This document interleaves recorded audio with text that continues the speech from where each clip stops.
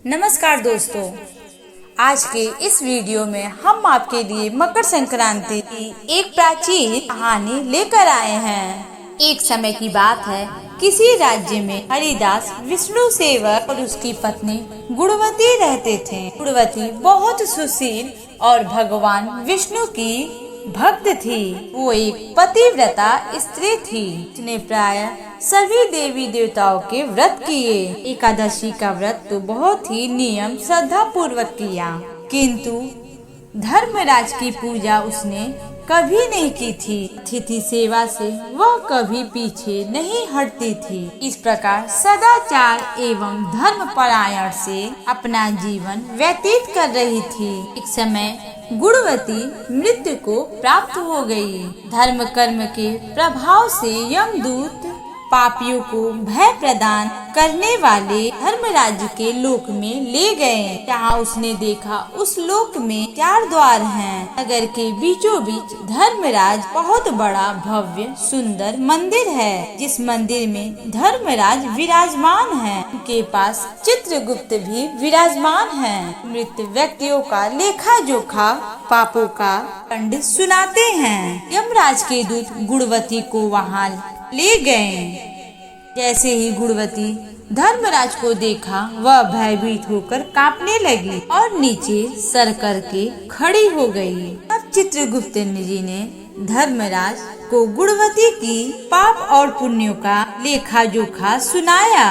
धर्मराज गुणवती को की भक्ति देखकर अत्यधिक प्रसन्न हुए हैं, परंतु कुछ उदास भी उनकी उदासी गुणवती को दिखाई दी। उसने धर्मराज से निवेदन किया, प्रभु, मेरी समझ में यह नहीं आ रहा है, आप उदास क्यों हैं? कृपा करके मुझे इसका कारण बताइए। तब धर्मराज जी ने कहा, हे देवी, तुमने जब तक व्रत दान आदि सभी देवी देवताओं को संतुष्ट किया है, परंतु मेरे नाम का कभी कोई भी जप तप दान पुण्य व्रत आदि नहीं किया। यह सुनकर गुणवती बोली, मेरा अपराध क्षमा करें, मैं आपकी उपासना की विधि नहीं जानती थी। अब कृपा करके मुझे इसका कोई उपाय बताइए, जिससे मनुष्य को आपकी कृपा प्रदान करने का उपाय मिले, साथ ही उन्हें अवसर प्रदान हो।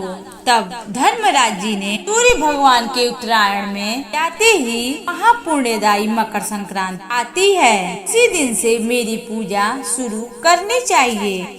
और इस प्रकार साल भर तक मेरी कथा सुनने से और मेरी पूजा आदि करने से, दान पुण्य देने से व्यक्ति सभी प्रकार के दुखों से मुक्ति मिलता है और फिर वह व्यक्ति मेरे सदा सुखी रहता है। सुनकर गुणवती जी ने धर्मराज से प्रार्थना करी, हे प्रभु, यदि ऐसी बात है तो मुझे इन यमदूतों से छुड़ाकर फिर से इस संसार में यानी कि पृथ्वी लोक पर वापस भेज दीजिए, इससे मैं आपकी कथा का प्रचार प्रसार कर सकूं।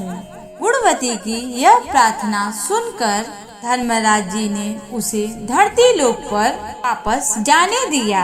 इस समय गुणवती के मृत शरीर में प्राण वापस आ गई। उसके पुत्र बोले, हमारी माता फिर से जीवित हो गई। इसके बाद गुणवती अपने पति पुत्रों को धर्मराज की सारी बातें बता दी। गुणवती ने अपने पति और पुत्रों के साथ संक्रांति के दिन से पूरे विधि विधान से धर्मराज जी की प्रतिदिन पूजा साथ ही कथा करना आरंभ कर दिया और इसके साथ ही साथ दान पुण्य कर्म करने लगी। इस प्रकार गुणवती ने साल भर तक कथा सुनी और वह सभी सुखों को भोगने के बाद मृत्यु को प्राप्त हुई तो स्वर्ग में देवताओं ने आदर सत्कार उनका नमन और स्वर्ग की उन्हें प्राप्ति हुई। हे धर्मराज जी, इस कथा को कहते सुनते हुकारा भरते सब पर अपनी कृपा बनाए रखिएगा। यह थी मकर संक्रांति की कथा।